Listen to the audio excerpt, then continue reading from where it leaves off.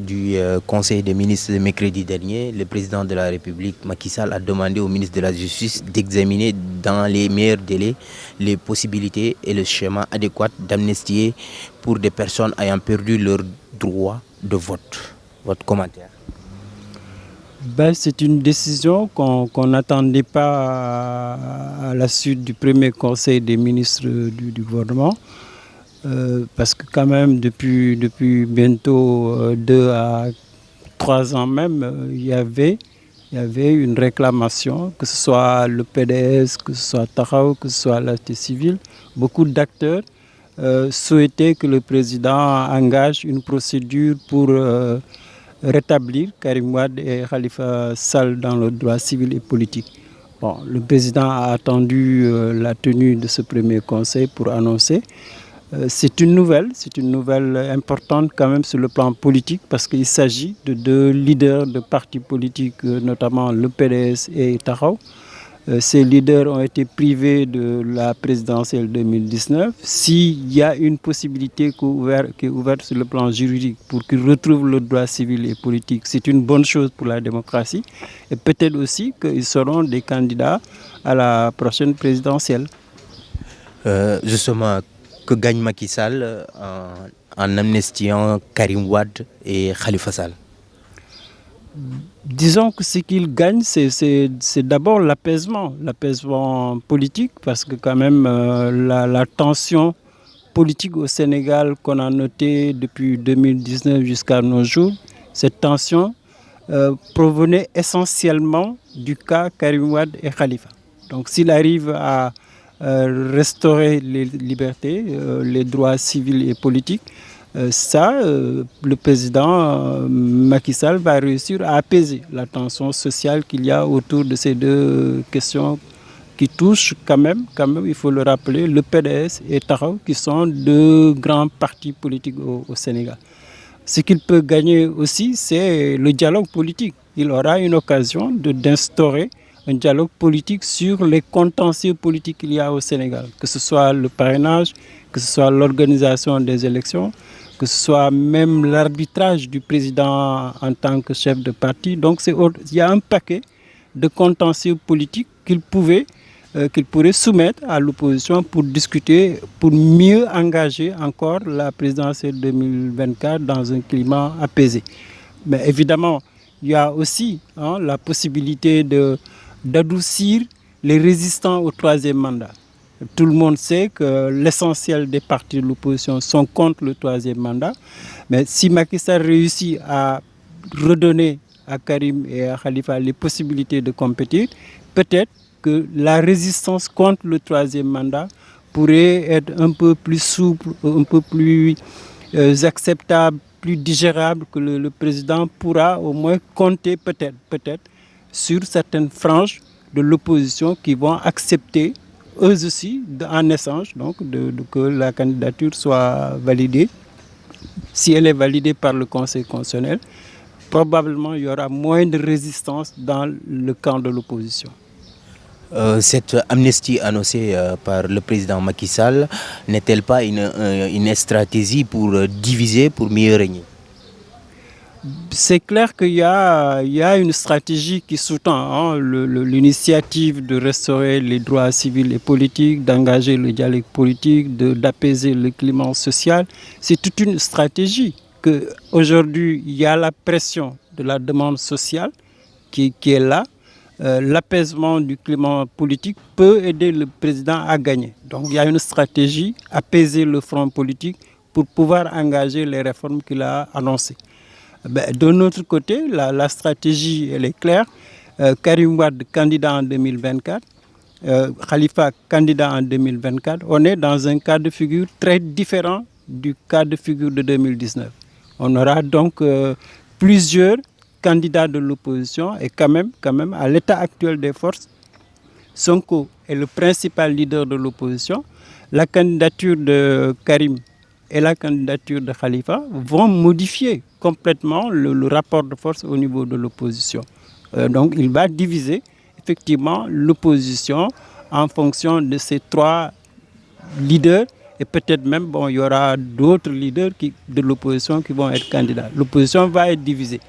Si l'opposition est divisée, ben, le coup de force que Macky Sall pourrait mettre en avant, c'est de gagner au premier tour. Non, il va avoir une stratégie comme il l'a eu en 2019, gagner au premier tour. Ça va reposer sur la division de l'opposition. Maintenant, évidemment, si par extraordinaire, un des leaders de l'opposition, que ce soit Sonko, Khalifa ou Karim, s'il l'amène au deuxième tour, ben là, le président, en tout cas le candidat de Benno risque de perdre au second tour. Et il ne faut pas aussi exclure derrière cette stratégie politique globale les possibilités d'entente entre le PDS et le président Macky Sall. S'il réussit ce coup d'un consensus avec le PDS, tous les deux sont des libéraux, ça voudra dire que les libéraux auront en tout cas plus de chances de gagner 2024 que Sonko et Khalifa. Donc vous confirmez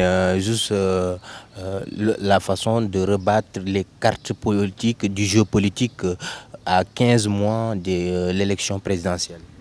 Je crois qu'on est dans un cas de figure très différent de 2019. Là, Macky Sall, candidat ou un autre candidat de Benno, n'est pas assuré du tout de gagner. Donc même la majorité présidentielle, elle va vers un risque énorme d'aller à un second tour. Donc il y aura nécessairement au niveau de l'opposition une recomposition avec la candidature potentielle de Khalifa et de Karim, et peut-être même des acteurs de la société civile. 2024 sera, je crois, un moment de recomposition politique.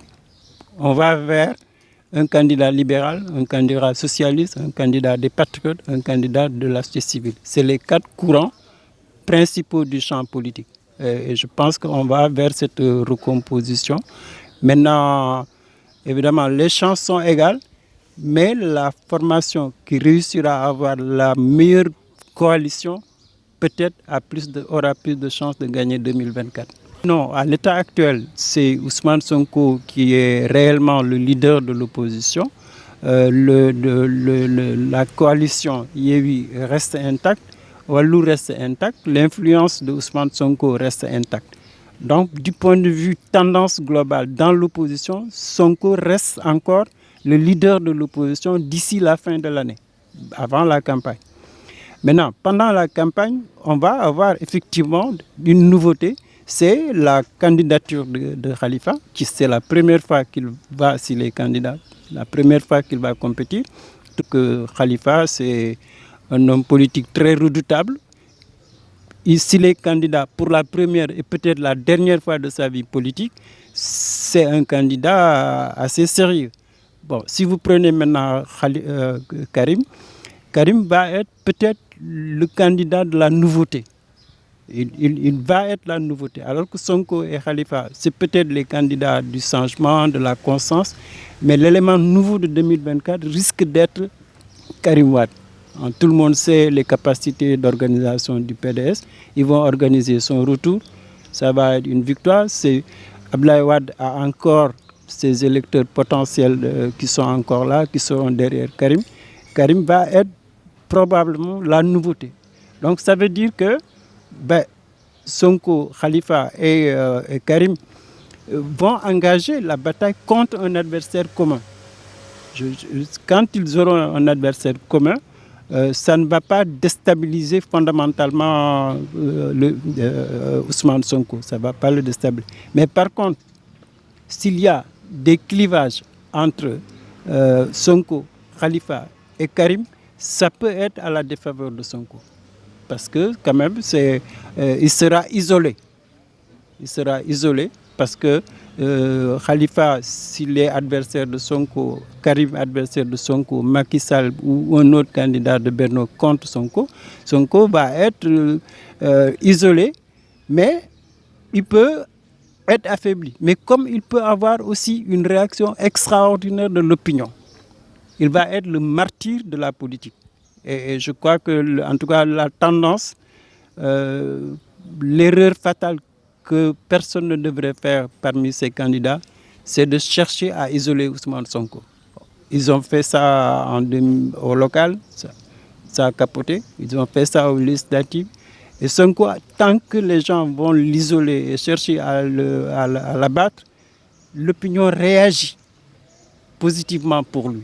Et je crois qu'en tout cas, on va vers un jeu très, très, très ouvert. Si l'opposition reste unie, il n'y aura pas de problème interne. Mais si elle est divisée, ça va faire l'affaire du candidat de Benno. Merci, M. Albert. Merci.